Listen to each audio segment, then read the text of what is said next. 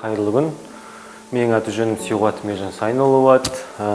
Мен осы Атырау ауруханада хирург маманы болып жұмыс жасаймын. Өзім туралы айта келсек, 7 жыл Ақтөбе қаласында Марат Оспанов атындағы батыс медицина университетінде оқып бітірдім. Әрмен қарай 3 жыл Алматыда Асфендияров атында Қазақ медицина университетінде бітіріп, қазіргі таңда осы ауруханада хирург маманы болып жұмыс жасап жатырмын. Біздің посттың мейірбикесі Әсемгүл. Қалайсыз, Әсемгүл, жақсы ба? Науқастарға уколын салып, системаны салып жұмысын жасап жатыр. Әрмен қарай біздің жұмыс тәртібімізді сіздерге таныстырып өтейік.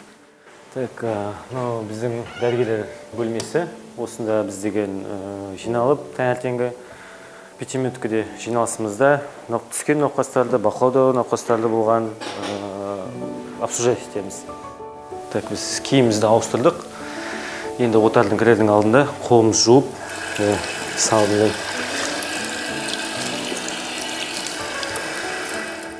Біздің мейірбике ота бөлімшесінде Эльвира ханым. Бүгінгі біздің операциямызға көмектесіп жатыр. Диструктивті панкреатит болып, панкреонекроз,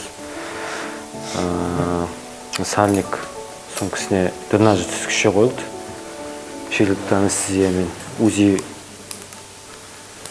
бақылауымен қазір шуылынып жатыр, көп түсерді, ірімдіктер шығып жатыр.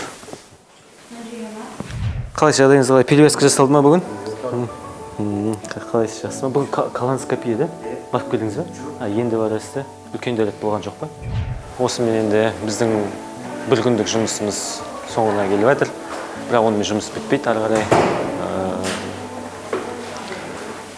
Біздің жұмыс оңай емес.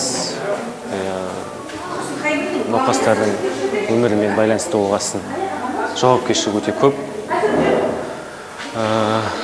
Науқастарға тілейтініміз ауырмаңыздар, аман жүріңіздер.